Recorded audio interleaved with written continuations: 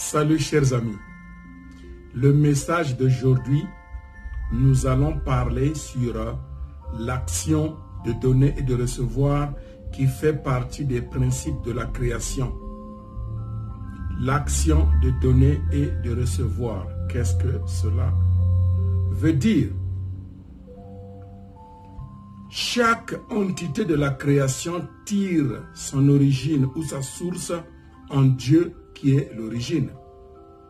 Mais toutes les choses de la création existent-elles séparément les unes des autres ou les choses de la création ont une connexion interdépendante les unes plutôt avec les autres? Chaque chose créée peut se voir extérieurement comme séparée des autres, mais toutes les choses ont une relation de donner et de recevoir. Rien de ce qui a été créé par Dieu qui est déconnecté. Chaque chose de la création a une relation avec les autres choses, qu'on appelle un sujet ou un objet. Chaque chose a une relation avec les autres. L'action de donner et de recevoir. Même à l'intérieur du corps de l'homme, il y a l'action de donner et de recevoir. Cette action de donner et recevoir fait partie des principes de la création parce que si un être créé n'a pas d'action de donner et de recevoir avec les autres choses de la création, elle meurt. À l'intérieur de l'être humain, à l'intérieur, il y a l'action de donner et recevoir entre les artères et les veines. Et le sang circule. Même quand nous dormons, les artères et les veines continuent à avoir cette action de donner et recevoir. Même la respiration. La respiration, c'est la même chose. C'est inspirer et expirer. C'est l'action de donner et recevoir. Donc la société est faite d'action et de donner et recevoir. Nous allons voir tout le système de galaxies aussi. Il y a l'action de donner et recevoir entre le soleil, les étoiles et tout ce qui entoure la Terre et les autres planètes. Il y a l'action de donner et recevoir. Il y a aussi l'action de donner et recevoir entre les animaux et les plantes. Les animaux respirent et dégagent du gaz carbonique qui est absorbé par les plantes. Et les plantes dégagent de l'oxygène qui est absorbé par les animaux. Les animaux, y compris les êtres humains. Donc, nous vivons dans une action de donner et recevoir sans le savoir. Ça fait partie des principes de la création. Si quelqu'un veut interrompre cette action de donner et recevoir, tu meurs. C'est la loi de Dieu et c'est comme ça que ça marche. Entre les parents et les enfants, il y a une action de donner et recevoir pour que la famille tienne debout. Il y a une action de donner et recevoir entre les professeurs et les élèves. S'il y a seulement les professeurs, il n'y a pas d'élèves, il n'y aura pas classe. S'il y a seulement les élèves, il n'y a pas de professeurs non plus, il n'y aura pas classe non plus. Mais s'il y a le professeur et les élèves, il y a l'action de donner et de recevoir. Ça fait partie des principes de la création. Que tu le veux, tu ne le veux pas, c'est la loi de l'univers, c'est ce que nous vivons. Donc je disais qu'il y a l'action de donner et recevoir entre les plantes et les êtres humains. Donc quand nous arrivons à couper les plantes, à les couper, à détruire l'environnement, sans le savoir, nous sommes en train de mourir à petit feu sans le savoir. Parce que l'homme dégage de l'oxygène en respirant et qui est absorbé par les plantes. et les plantes dégagent de l'oxygène qui est absorbé par l'être humain. Donc, il y a donner-recevoir. L'être humain dégage le gaz carbonique absorbé par les plantes dégagent de l'oxygène absorbé par l'être humain. C'est ce qui fait l'action de donner et de recevoir. C'est une loi universelle faisant partie des principes de la création. Il y a l'action de donner et recevoir entre la cuisine et les toilettes. La cuisine, c'est pour recevoir et les toilettes, c'est pour dégager. Il y a l'action de donner et recevoir. De la façon que nous prenons soin de la cuisine, de la même façon, on doit prendre soin des toilettes. Parce que tout fait partie des principes de la création, c'est de l'action de donner et de recevoir. Tous les problèmes que nous avons dans le monde, c'est parce que certaines lois de l'univers ne sont pas du tout respectées. Par exemple, dans l'action de donner et recevoir, il faut d'abord donner avant de recevoir. Mais souvent, l'homme déchu, quand il reçoit, il ne veut rien donner en retour. C'est ce qui crée des problèmes. Il faut d'abord donner avant de recevoir. Mais souvent, les gens préfèrent recevoir avant de donner. Et souvent, quand on ne fait que recevoir, ça devient aussi un problème. Continue à manger sans aller dans les toilettes. Ou continue à aller dans les toilettes sans pourtant manger. Tu auras des problèmes. Donc, il y a cette loi qu'on appelle l'action de donner et de recevoir. Mais, l'action de donner et recevoir, je disais auparavant qu'il faut d'abord donner avant de recevoir. Et l'action de donner et recevoir est amorcée par la force première universelle que j'avais déjà expliqué dans la vidéo dernière. La force première universelle nous pousse à poser l'action de donner.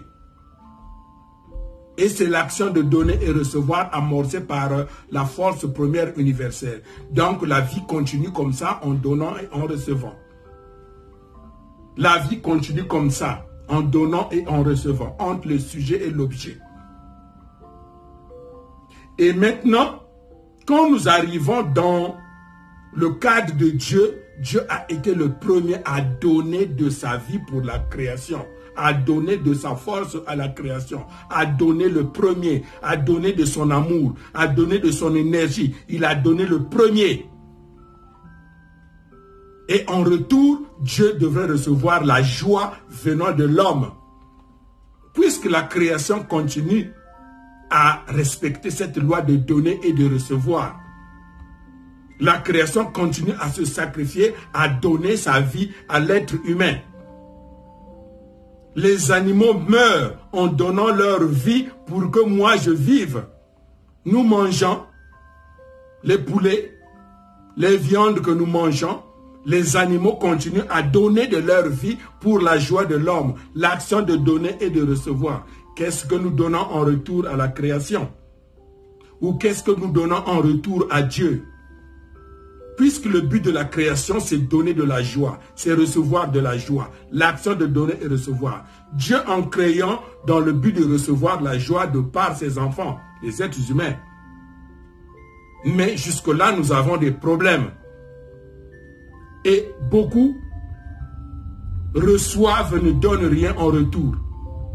Et d'autres encore préfèrent recevoir seulement. Et ne donnent rien. Voilà ce qui fait des problèmes. Mais il faut toutefois continuer à donner et à donner. Parce que ça fait partie des principes de la création qu'on ne peut pas interrompre. Quand l'action de donner et recevoir ne marche plus dans la société se détruit.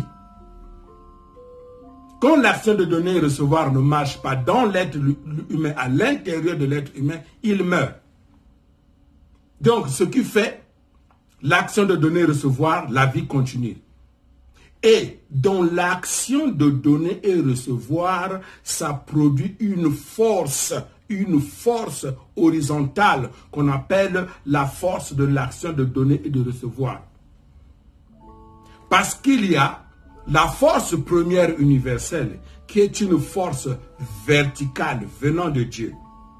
Et il y a la force de l'action de donner et recevoir. Cette force-là est créée par l'action de donner et recevoir. Ça nous donne la force qu'on appelle la force de l'action de donner et recevoir, qui est une force horizontale. Il y a une force verticale, c'est la force première universelle, et il y a la force horizontale, qui est la force de l'action de donner et recevoir. Quand il y a la force de l'action et donner et recevoir, ça crée l'existence. Ça crée la reproduction, ça crée de l'amour, ça crée de l'unité, ça crée l'harmonie. Quand il y a l'action de donner et recevoir, il y a cette nouvelle force-là qui sort, la force de l'action de donner et recevoir, qui crée l'existence, qui crée la reproduction, qui crée l'amour, qui crée le pouvoir, qui crée la puissance, qui crée l'harmonie, qui crée l'unité. Voilà le point que je voulais souligner aujourd'hui. Ensuite, en termes d'action de donner et recevoir, Dieu a été le premier à donner de son énergie, de sa capacité, de son intelligence, de son éternité. Il a donné à l'univers. Mais l'homme a coupé cette relation avec Dieu. Ce qui fait que nous avons des difficultés et notre connexion avec Dieu est un peu difficile, pas très claire. Parce que cette relation de donner et recevoir n'est pas respectée. Dieu a donné le premier et l'homme ne donne rien en retour. Ce qu'on appelle la chute. L'homme a coupé sa relation avec Dieu par l'action de donner et recevoir qui n'a pas été respectée. Cette relation a été coupée. Mais Dieu, c'est un Dieu d'amour. Il veut maintenir sa relation avec les enfants. Il avait un idéal qui n'a pas marché. Il y a eu la chute qui est venue couper cette relation de Dieu avec l'homme. Mais Dieu, en tant que parent d'amour, il veut rétablir cette action de donner et recevoir. Il trouve un autre homme, puisqu'il y avait le premier homme qui avait faussé, il trouve un deuxième homme qui vient poser l'action de donner et recevoir avec lui. Le premier homme, c'était Adam, qui n'a pas respecté cette loi de donner et recevoir, mais Dieu a trouvé un autre Adam, que nous appelons Jésus, qui est venu dans la position d'Adam pour réparer cette relation de donner et recevoir avec Dieu.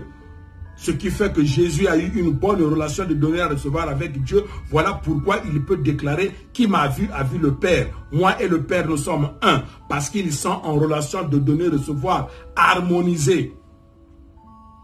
Et maintenant, Jésus, de son côté, doit restaurer l'homme déchu. L'homme déchu doit avoir une action de donner et recevoir avec Jésus. Donc Jésus devient le pont entre Dieu et les êtres humains.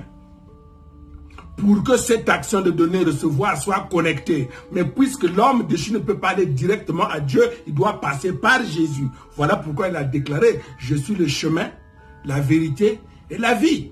Nul ne peut aller au Père que par moi, parce que lui, il est le pont. Donc, avant d'aller au Père, il faut passer par lui, en ayant une action de donner et recevoir avec lui. Voilà pourquoi il s'est sacrifié. Il a donné sa vie pour toi et moi, en respectant cette loi universelle de l'action de donner et de recevoir. Réfléchissons. Voilà le message d'aujourd'hui. Et nous allons entrer en profondeur dans tous les détails de l'action de donner et recevoir. Merci et bonne compréhension.